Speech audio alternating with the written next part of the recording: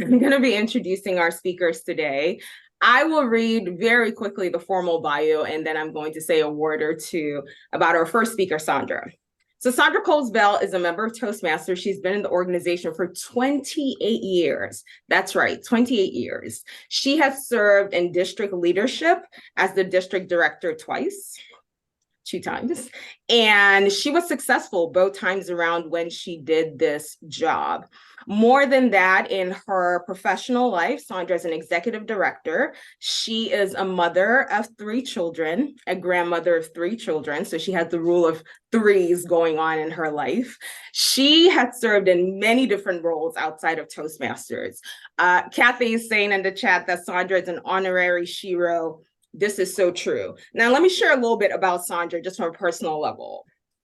When I joined Toastmasters many moons ago, she served as my mentor, as a leader in Toastmasters. And she is someone who, honestly, Sandra walks the walk and talks the talk. She's very quick to say, I made a mistake. I apologize. She's not a leader who feels I'm too experienced to learn and grow. And I'm so excited. I truly cannot even think of a different person in Toastmasters to share about integrity. So without any additional intro, please welcome my friend, my mentor, the person who I served as a Sherpa to, Sandra Coles-Bell.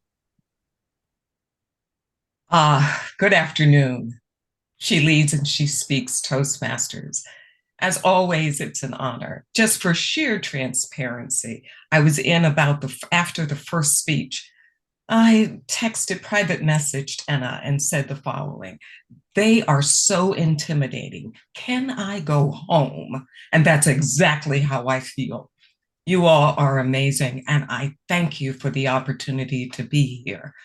Anna, you and I will have words later about that very kind introduction.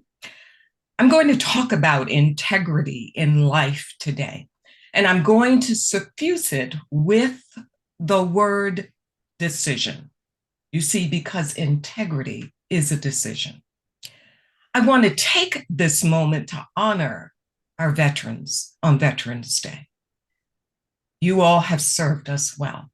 And there are two who are very close to me who I really want to kind of talk about, one in particular, and that is my father. You see, my father was my teacher of integrity from a very young age. Now, I grew up in that generation, as you can see from the white hair, where a little paddle on the rear was not a bad thing. And so my father would say, if you tell me the truth, I will not spank you. Well, ain't that a great deal? Not a problem, Daddy. Here you go. And tell you the truth, I've only gotten spanked one time in life, and that was because of his mistake. It was his oversight. I tried my best to always be good, but always tell the truth. My sister, that was a different story. And you see, it is from there I learned about personal integrity because for him, it had a catch. You see, if you do the right thing at the right moment, all the time, and even tell me the truth when you don't do the right thing, I promise you, I'll hold on to the person that I am. And for the most part, he did. I miss you, Dad, and I honor you on this Veterans Day. In that, I had to grow up and really learn to understand that integrity becomes a decision, not just something that's going to motivate you, but it becomes a decision. I'll give you the first time that it really struck me. I thanked my father for instilling that gift in me. And then I raised my own children to make sure that they were assertive, that they told the truth, but nicely. And then my youngest child, you know, the one that your mother always says, I hope you get one just like you. That one was the one who brought me to a different level of parenting because I had to suffuse it with a decision. about parenting integrity. They're two different things. You see, there had been an altercation of sorts at school, and I wanted to talk to her when we got home. And I said to her, I'd like to be able to speak to you about this. She looked at me and said, I'd like to ask for a pause. Now, she was only a preteen, not even a full-fledged teenager. And I said,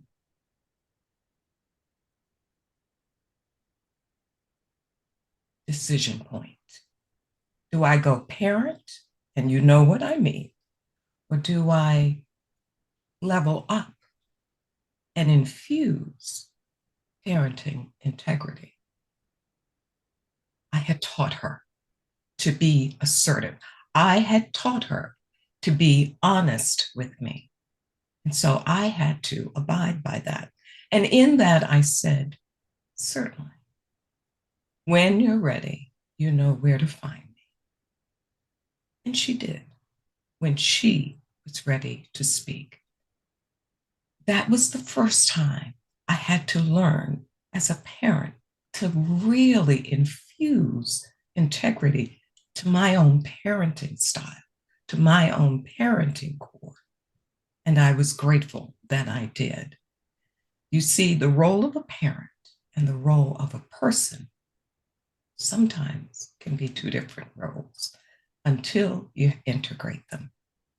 You see, it's our mentor, and particularly my Sherpa, that always pushes me to another level. The moments in which she will say to me, you know, you may want to think about that differently. Now, if you see the age difference, and you can see the age difference, one would think, older is wiser, correct? And I listened to her and I said, thank you. It was the best decision that I have made. And it's not just been one, but there have been several gems that she has laid in my life. And you see, I'm also going to talk about the time when I was on a job and the person that I had to report to wanted to fire me. And so she marched into HR, talked to that vice president, and said all of these things about me. Fortunately, he knew my character, which was integrity at its core, and called me and said, have you changed personalities perchance? Because someone has given me a different picture of you, and I don't think it's true. I won't tell you the outcome of that, but our integrity about who we are personally to the core of us becomes our character that people will see, they know, they can actually touch it.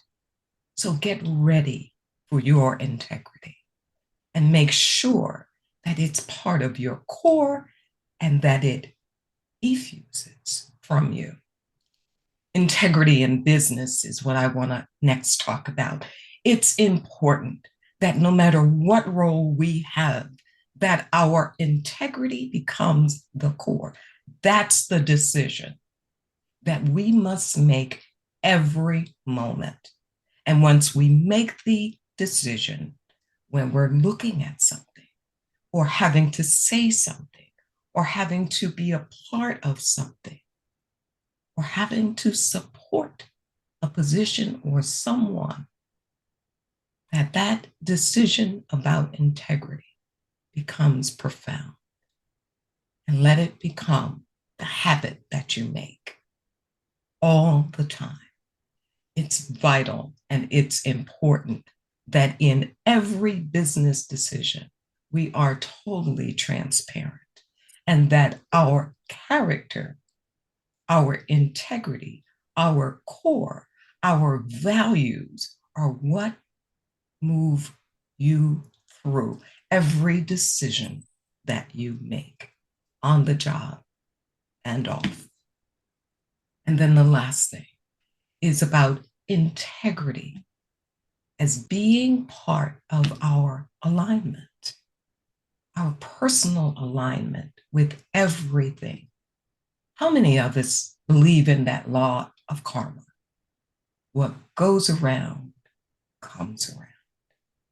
And when one takes that karma and makes sure that it's good and moving forward for good, you can rest assured that the universe will ensure that you are being gifted with the good karma that comes back.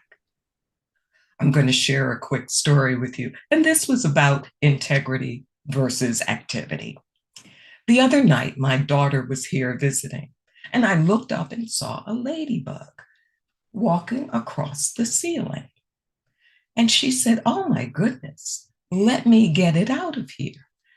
Now, that's how she wanted to have karma. I said, as far as I was concerned, let the ladybug walk wherever she wished. But I had to work with my daughter using my integrity as a parent and as a person to help her with the glass to get the index card so that we could get the ladybug out of the house. And so she opened the door, took the lid off, the ladybug flies right back into the house. Go around again. This time I said, step further out. If you're going to make sure that you have good karma, you've got to make sure she doesn't come back in. And so she did. It was a little cold out there. Didn't matter. The next day, 2 of the barriers in life that she had been facing were lifted. And all I could do was text her, "Good ladybug karma." That's what you get. So you see how integrity, my own integrity, had to come to the forefront. Let the ladybug live, but and if it wanted to live on the ceiling, it was okay. She wanted to take the ladybug outside. And it came back again and again for her. So you see what karma and what integrity and what character is in our personal lives, in our business life, and integrity with being in alignment with who we are all the time. Trust me, you always want to be in alignment going up. With that, once again, she leads, she speaks. Keep on leveling up, Madam Toastmaster.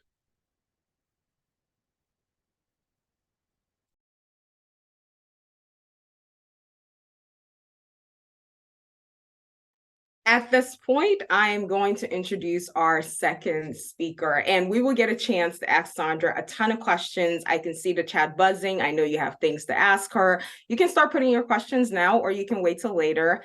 Either or is perfectly fine. At this point, I want to introduce our second speaker. Before I read his formal introduction, I'm going to just share a quick story about Richard and how we met. So Richard and I met, oh gosh, now almost 7 years ago, maybe 8 years ago. It feels like a lifetime ago. And the first meeting, Richard called because he was running for an international director position at the time. And so Richard calls me, I'm at work, literally. And so I'm telling this man, I'm rushing into surgery, can't have this conversation, gotta go, goodbye. And that was it. All but 30 seconds. And later on, we got a chance to have a debrief. And this is where integrity comes in. And I told Richard, we started that conversation without you asking me if I was available. And boy, did he take that lesson to heart, because every single time I've encountered him after this, and everybody that I know who has encountered him after this has said this, that Richard is the kind of leader who will take advice from anybody. He is not a kind of leader who says, I've been the international president, therefore who are you, this little toast? Nothing of the sort. He will take advice from anybody. And I think that's the kind of leader we should all hope to be. Now, let me read his formal bio for you. Richard joined Toastmasters in 2006 at the recommendation of a motivational speaker, Les Brown. He joined solely to improve his communication skills. He had no view or interest in leadership. Within a year, he was serving in district leadership. He has since served, as you have heard, as the international president of Toastmasters International. He holds a Bachelor of Science in Electrical Engineering from Fairfield University in Connecticut and an MBA in International Business from the University of Texas. His volunteer work includes, of course, Toastmasters International, Lions Club International, Kiwanis International, and many more. In fact, in 2018, Richard received the United States Presidential Award for volunteerism. He currently belongs to 3 Toastmasters Club. When he served as the international president, it was at the beginning of the pandemic. And Richard had the enormous task of having us transition from the typical way we always did Toastmasters in person to online and finding the resources to allow it happen. In fact, he has a saying, opportunity does not knock on the door or ring the doorbell. It plays hide and seek. With that in mind, he sought out incredible opportunities for collecting all of our clubs globally. And that connection is why we're able to meet here today, where we have members who are from other countries present in our meeting. Now, my encouragement to every single person who's listening is take a back seat, as Tanya said, square your shoulders back, because we do not get this opportunity to have an international president at meetings, okay? So learn what you can today, take your notes, get ready to ask your questions. His title is Once It's Gone, It's Gone. Once it's gone, it's gone. Let's welcome Richard Peck. Well, thank you, Anna. And she leads, she speaks. What an honor and pleasure it is to be with you today. But let me get this straight. I'm following 3 tremendous speakers from the club, including, in my opinion, a future world champion. Then Sandra Coles-Bell, a overwhelming introduction by Anna, and I'm supposed to speak? If Sandra wanted to leave, I think I have a little bit more going on here that I'm trying to deal with, because this is a lot of pressure. Let me start off by asking you a couple questions. What are you willing to sacrifice for success, for wealth, to become distinguished? What are you willing to sacrifice for power, for recognition, for a title? Time, money, your values? That's the heart of integrity for me, is our values and how we align them and keep them true. Today, I'm going to talk to you about integrity in leadership.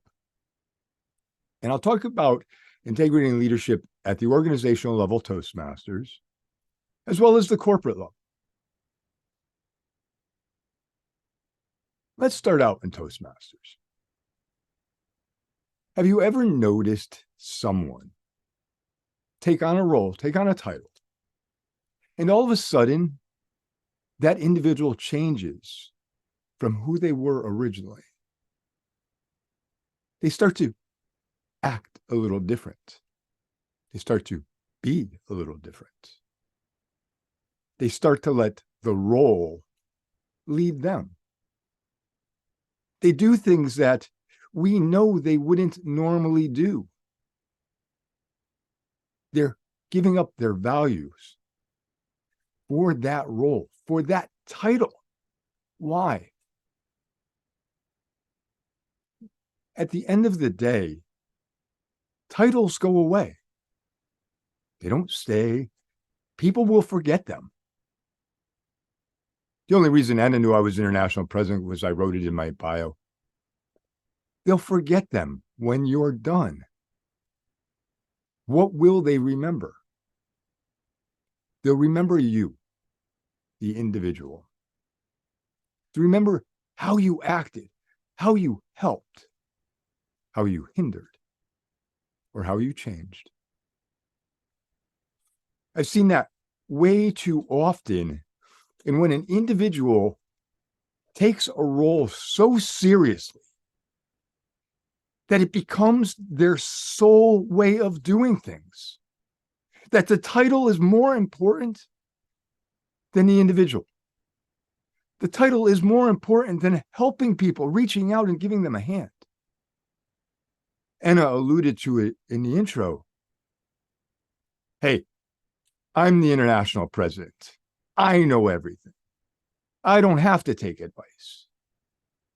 And by the way, you have no right to give it. Is that really what we want out of our leaders? Is that what we want out of individuals? Is that what we want out of someone who is our mentor, who's going to guide us, who's going to help us? I heard the quote earlier about integrity being the way we are when no one is looking, the way we behave when no one is looking. And I think that's fine, but I think we need to add more into that. Because when no one's looking, there's no one to judge us but ourselves. And if our values fluctuate, we're still acting with integrity to ourselves. For me, having integrity and not sacrificing it is by thinking of the individuals who look up to me, the individuals who I look up to, and asking myself, how are they going to see this?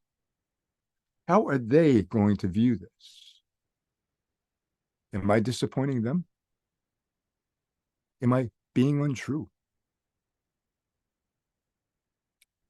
We see this happen occasionally. We see it happen in Toastmasters occasionally.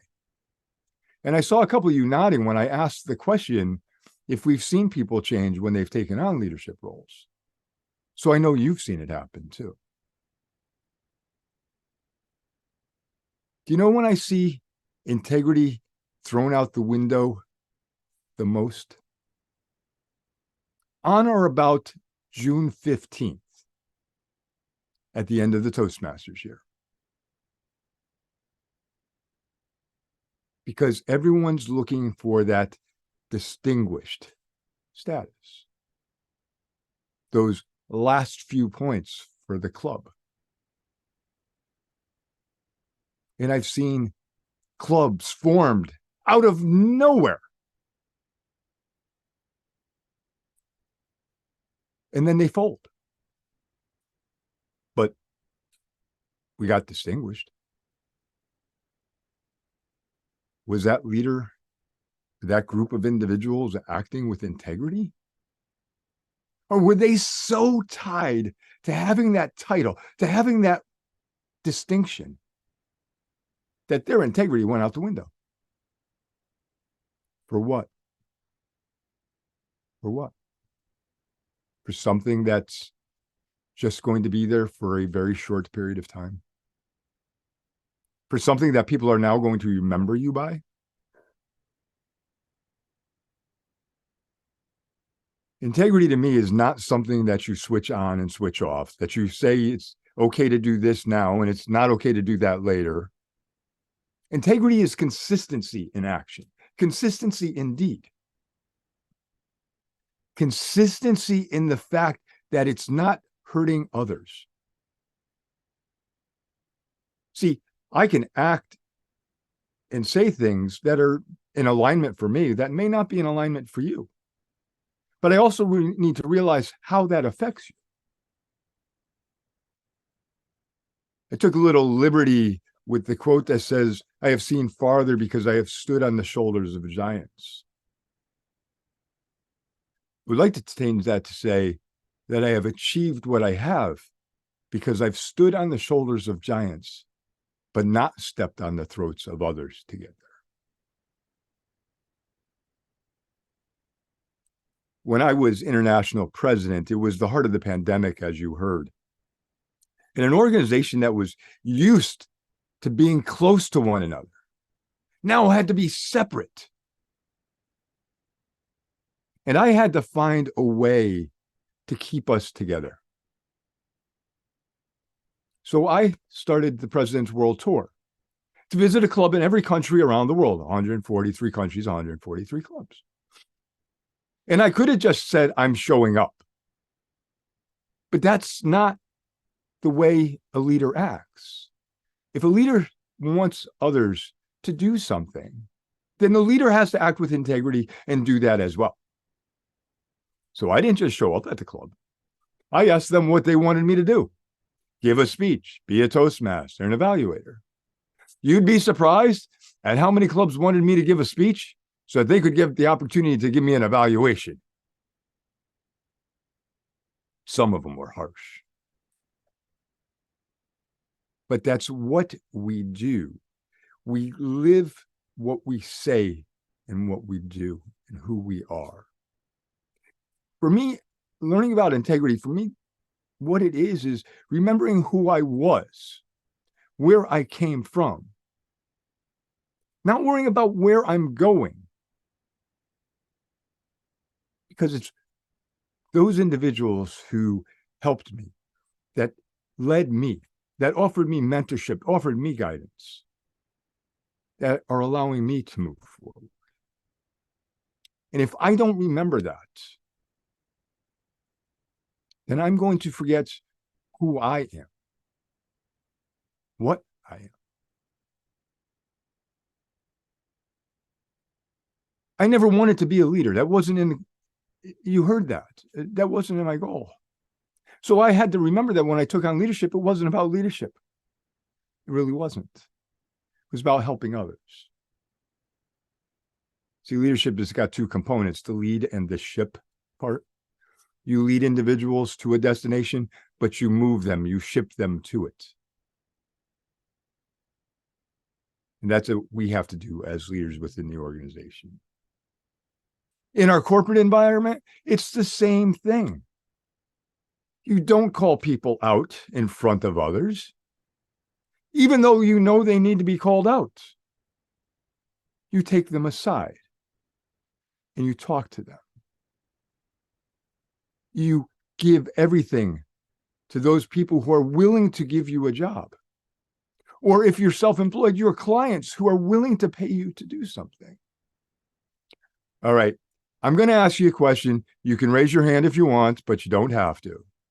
How many have taken an online training program at work who knows that they have to get a score of 80 at the end, have turned on the video, walked away from it, come back and taken the questions just to get the passing score? Oh yeah, a lot of hands going up. What is that? Is that integrity? Or is that taking advantage of a situation? But see, I'm watching you laugh. And I know we've done it. We've all done it. But have we gained from it? Have we? Once it's gone, it's gone. Once people see you differently, they will continue to see you differently. Once you start acting differently and forgetting who you are, you will continue to act differently and forget who you are. So let me ask you again, what are you willing to sacrifice for wealth, for success, to become distinguished? What are you willing to sacrifice for power, for recognition, for a title? Time, money, your values? Is it worth it if it's gone? Madam Toastmaster. Virtual applause, just virtual and actual real applause. Thank you, thank you, thank you so much for sharing with us, Sandra and Richard. So I'm going to ask our hosts to pin both of them because we're going to go into Q&A immediately. Don't all ask your questions at once. Please put your questions in the chat. And I already have a couple of offline questions actually, but please put your questions in the chat. Lisa's going to be helping me monitor the chat as well as Tanya, just to make sure I don't miss anything, because I know our chat is usually so busy. It's super easy to forget something. So let's get started. Questions, anybody? Okay, here we go. So the first question I have is, how did you embody or train yourself to have a powerful speaking presence? So this is not necessarily about integrity, but I think in a way it is, because it's about owning the presence of who you are. Any of you can go. I think I would like to hear this answer from both of you, to be very honest. Well, I'll defer to our Shiro, our honorary Shiro, and let her start off. Sandra, the floor is yours. Good afternoon. Practice, practice, practice with a good club that gives honest feedback. That's that integrity part. If I need to do something better, tell me. And it's the only way I can do better. And then practice, practice, practice. And the more you practice, the more comfortable you get. High introvert, don't like speaking virtually or in person. However, it's the practice and that ongoing desire, very strong passion for my own personal development. Thanks. It's you, Richard. All right. Well, I'm going to agree with the practice, practice, practice. I think that's important for sure. But I think about the respect I have to give my audience. They've asked me to come speak to them. They've taken time out of their day. And to be honest, their time is more valuable than my time is, right? Because they have decided to sacrifice their time for that. And if I'm showing up unprepared, if I'm showing up not giving my best, then I'm providing a disservice, not a service. And I'm disrespecting my audience. You know, and so for me, it's that practice. It's engaging with the audience. It's knowing that they are there for a purpose, and that purpose isn't me. The purpose is to gain something. So that's how I've worked on my presence. I'll admit that in Zoom, it's harder to do that. If you've seen me speak in person, you know I love to work the stage. I love to talk to people. So this is a little bit different.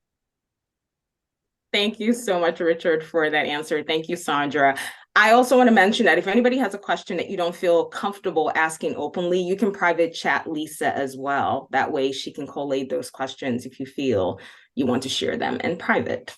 The next question I have is, how can we help someone with an integrity reset? How can we help someone with an integrity reset? And we're going to go in the opposite direction. And Richard, you will start us off with this one. So that's an interesting question for me, because Sandra and I, prepping for this, had a conversation very similar to this in understanding what integrity means. And that integrity is not the same level for everybody. And especially when we go cross-culturally, there are things that are different. It's just by nature. So to have an integrity reset, I think, first off, you have to understand the individual, right? It's not your integrity that you're trying to bestow upon them. They've obviously strayed from the path, and now you're just trying to bring them back onto it.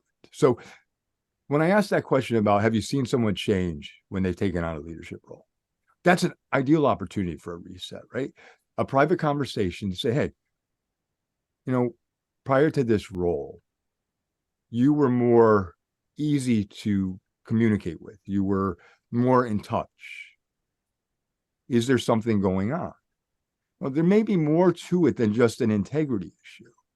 And by asking the questions and working through it, it will allow for the individual not to feel that there's an intervention going on, but to have some self-realization, I think. And that would help with the reset.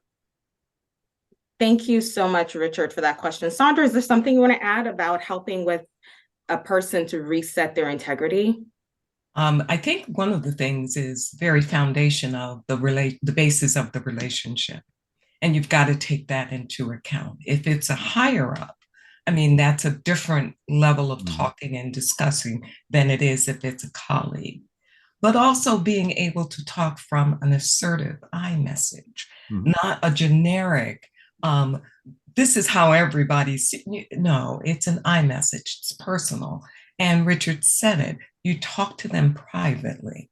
So those are the things, understanding what the relationship is. That goes back to your audience, Richard. And then the second is making sure that you're giving them the I message directly from you to them.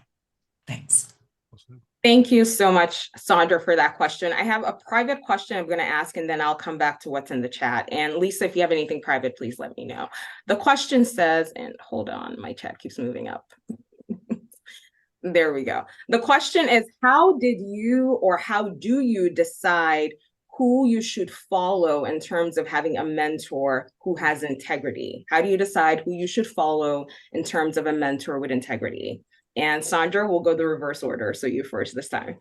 I think it's somebody who mirrors the values that you hold. I think that's incredibly important because it's an intense relationship. It can be. I've had mentoring relationships that were assigned to me, particularly when I first started in Toastmasters, and they didn't gel because of some of the misalignment of our values. But I think that's the first thing, is you seek somebody who has values like you.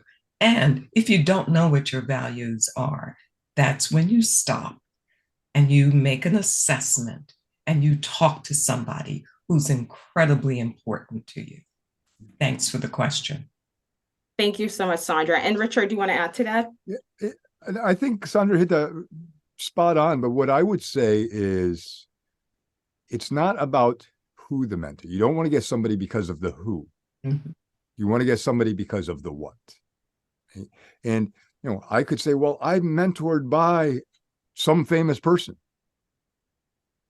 But is that what it's really about? Or is it about what I'm getting in help from the individual? Right? So I don't think jumping into a mentor relationship is the first thing to do. I think, as Sandra said, you need to know your values and you have to find somebody who aligns with them as well. And I don't think there's anything wrong with having multiple mentors, for whatever you're trying to accomplish. And those mentors may not be aligned, but they're aligned with you. Thank you so much, Richard, for sharing that with us. I have a question in here. It's not about integrity, but I'm still going to ask it nevertheless. And the question is for Sandra. How did you make the space to be the district director twice? Sidebar, she says, I'm grateful that you did. So Sandra, tell us why did you do this and come back again a decade after the fact and do it again? I felt very strongly that there was a need for it to happen. I was looking at things overall at the district level, in the district itself, and know how I felt as a member of this incredible District 36, and just thought with prayer, a lot of prayer, and also, a little guidance, right, Anna? What the next step for me would do or would be. And that was the reason why. It was prayer and some guidance, just like it was the first time. Prayer and guidance, no different. Just the fact that I had done it before. Thank you so much, Sandra, for sharing. I will just be honest that when I served, it was not prayer and guidance. It was more my mentor telling me, what will you give to the district? I'm like, nothing, focus on my career. I'm glad that I listened. So I wish I could say it was more introspective, but at that point, it really was not. The next question for us is, what are the key signs that you have a solid mentor-mentee relationship? And Richard, this one, I'm going to have you take this. Sure, thank you. So I think a couple of signs are, one is that everyone keeps their commitments. You know, if you're scheduled to meet with your mentor, they're scheduled to meet with you, and there's always something in the way, that's a red flag right away. That either it's not working or it's not the right fit. I think coming to meetings with both individuals having a set agenda, knowing what needs to be done. I think a mentor-mentee relationship is one where the mentor assigns you something to work on, to prove that you're growing and that you actually fulfill that responsibility. I think if any one of those pieces breaks down, the relationship eventually breaks down. But I also think that sometimes individuals stay in a mentor-mentee relationship because they're afraid to break it. And staying in a relationship that, any relationship that isn't working, is detrimental to all parties involved. So understanding that in the beginning, we're going to, if this isn't working, we both agree that we can walk away. No harm, no foul, no hurt feelings is key to also building that relationship. Thank you so much, Richard, for sharing. And I'm going to just ask a follow-up question. This will be for Sandra. Richard was sharing that there are sometimes where the relationship has to be terminated or ended or evolved. And so question for you, Sandra, how do you know that that relationship needs to evolve or end for good? One of the key factors that I note is the fact of how is the relationship moving? Is it shifting up or down? And I have to say, is it giving not the satisfaction, that's not the word, but is it giving the energy for both the giver and the receiver, and also back? Because believe it or not, there is a lot of growth that comes in both, for both the mentee and the mentor. And when that becomes stagnant and not energetic, and you both feel like you've gotten to that point, it's time for the conversation. Again, if it's been built on a solid relationship, and if you know and feel comfortable in that relationship, iMessages are always important to be able to say, I'm feeling this way, or I'm sensing this. Am I accurate in what I'm sensing and seeing? Thanks for the question. And can I just add a follow-up? Absolutely. I was thinking about perspective in the relationship as well. And I think because this volunteer relationship, right, we tend to be a little bit more lax and lenient in how we view it. But if you change that to this is a paid mentor view, would you continue paying that person if you weren't getting value out of it? If you would, I've got a lot of people I can sign you up with mentors on. They'd be glad to take money from you, but they're not going to help you. If you wouldn't be willing to continue to pay that individual for their services, you should rethink that relationship. Great. That is such an important point. And shameless plug for everybody, in a week, we shall be having a meeting with mentees. So some thinking should be happening where you're evaluating your relationships. And this is not to say anybody should go on a mass quitting your mentor spree, but you should be thinking, are you getting value add from the people or person that is mentoring you? I have a question that's an offline one, and let me just scroll back so I don't miss it. There we go. And so the question says, what do you do when you see people who you know and care about losing their integrity? What do you do when you see people you know and care about losing their integrity? Sandra? Again, it's that conversation that needs to be had. So understanding the relationship, understanding the setting and the environment. And if you really do care and treasure that person, then you give the feedback in a way that is personal and it's not meant to denigrate, but to reveal and uplift. One of the biggest things that I've ever learned from my mentor, Sherpa, is ask the question. Ask the question. And so that's become my life. I pause and I ask the question, and then we move forward. Thanks. Thank you so much, Sandra. Richard, do you want to follow up on that? I have nothing to add to that. I think she hit that just right. It's all about the relationship and the conversation you have. I think the phrasing that was important was there's somebody you know and somebody you care about. Mm-hmm. And that's the key item.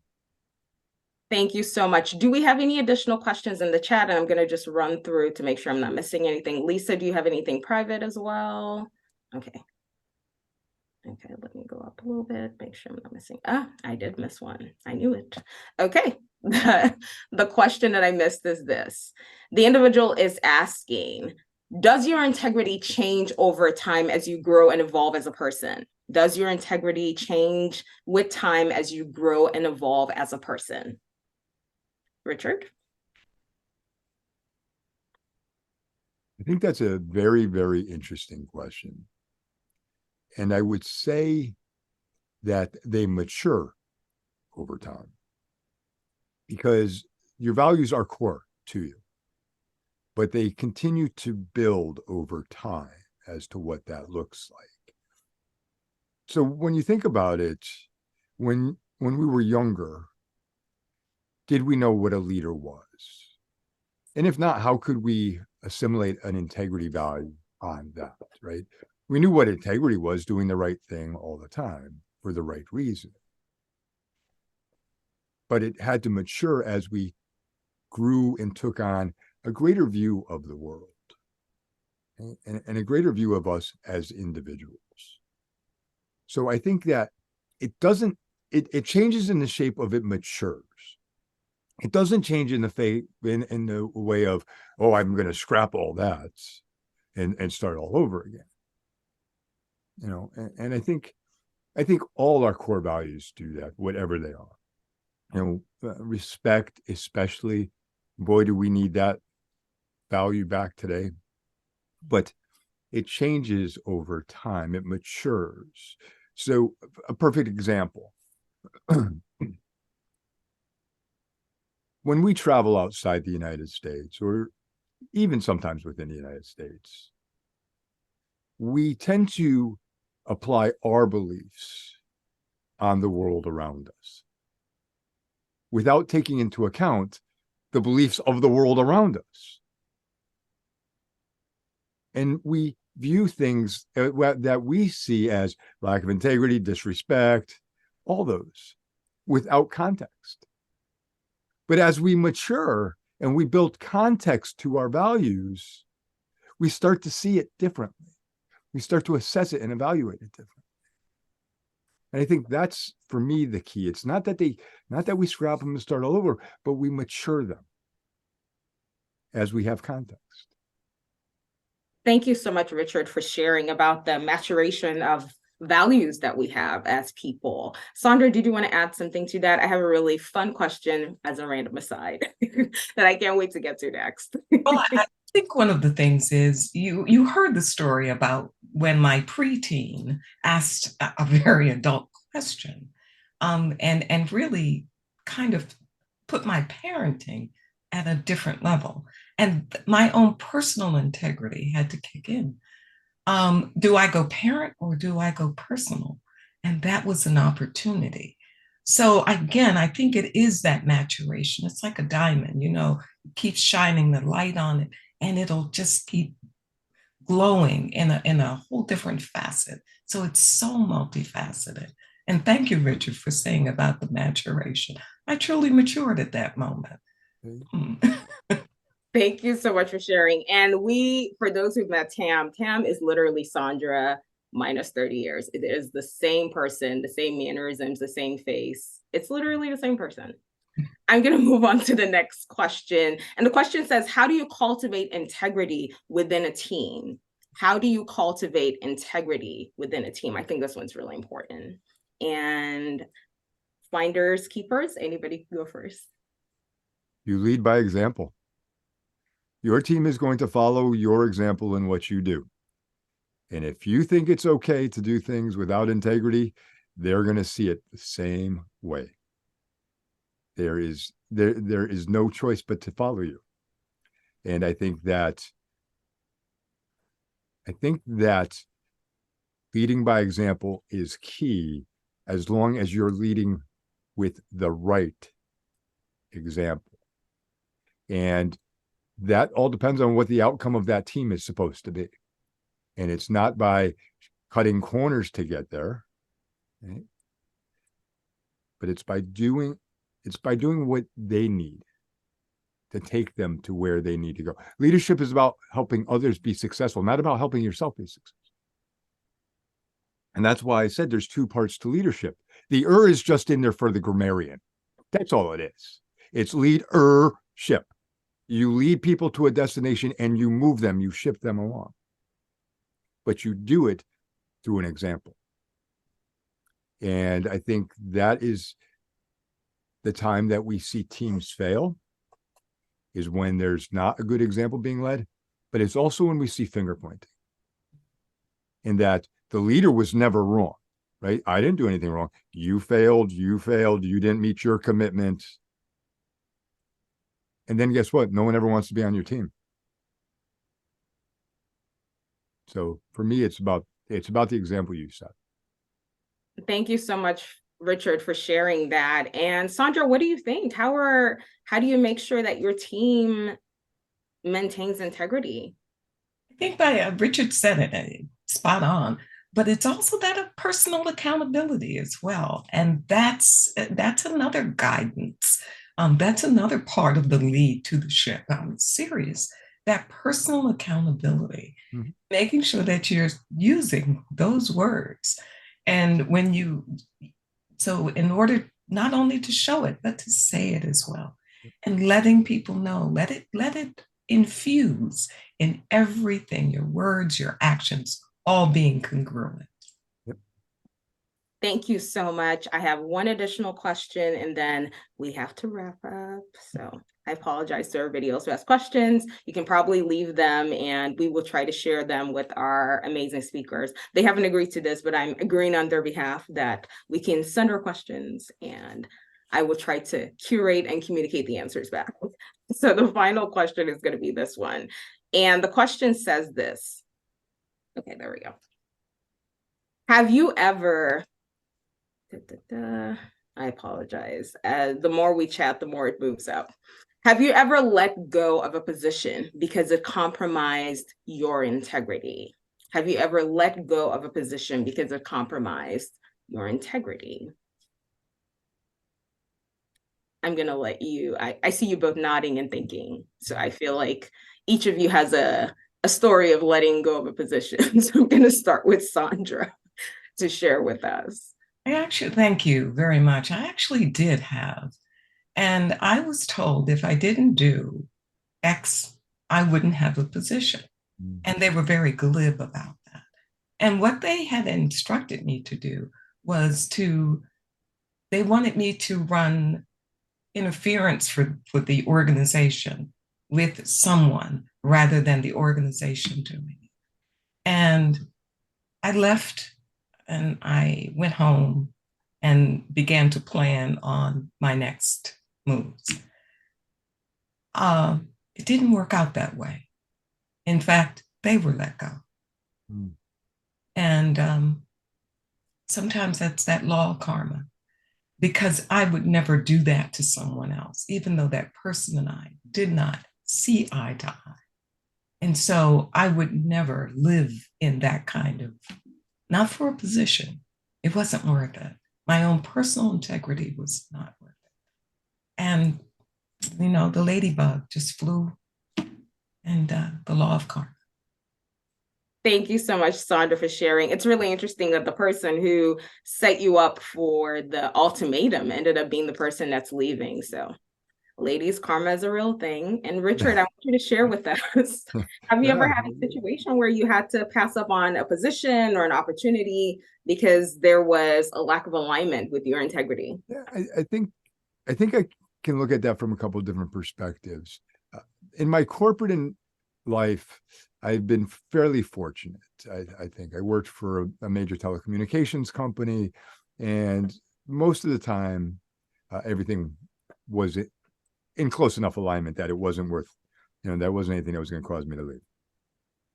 I think position, though, you can look at from a different perspective. One is your position in a volunteer organization, and whether you want to be involved with that organization or whether they shift their beliefs and their philosophies to a point that's counter to you. And, it's easy to leave a volunteer organization because there's no money at the end of the day, as opposed to leaving your corporate life. So I think volunteer organizations, there have been volunteer organizations that I've looked at joining and said, you know what, it just doesn't align with my values, my principles. Now, not that they're doing anything wrong, it just doesn't align with who I am. And I think, that's why there's enough organizations out there for everyone to join. I think position also can be, though, how you stand on something. Right? A decision that you're being made, a discussion that you're in. And I have a saying that an easy decision isn't always right. And a right decision isn't always easy. Mm-hmm. And integrity means you make the right decision even when it's not easy. So when you're on a board of directors, you just don't say yes because everyone else is saying yes. You say no when you have to say no, because you remember who got you to where you are and what's best for them. And there have been times when I've had to step up at positions and say, I don't agree with that stance, and I'm not going to support it. I will support it in the public eye, but I won't support it as we make the decision. And that's been on several boards I've been on. But that's why we're leaders, to make the important decision based on the individuals we're trying to support. Thank you so much, Richard, for sharing. At this point, I'm just going to give each of you a minute to give us our last nugget that you want to share with us, and then we'll have the announcements for today. And I'm going to have Sandra go first. So this is your opportunity to practice your table topics in a minute. Thank you so much for the question, Madam Table Topics Master. And here you go. This is a quick answer. When you go to bed at night and you look in that mirror for the last time, are you able to align with the person that you're looking at? Do you applaud him or her? Are you proud of him or her? Can you rest easy? Thank you so much, Sandra. Why do I have to keep following Sandra? What is going on here? Just for the record, she was once my mentor. I'm giving her first dibs. That's all. Oh. I would say this, and it's what I try to live by. Remember who you are and remember where you came from. Remember those individuals who helped you along the way, because they gave of their time and they didn't have to. When you see someone who thinks they can't achieve more, help them achieve more. Give them the hand that they need. At the end of the day, you have to be true to you. You can't be true to others first. You have to be true to yourself first.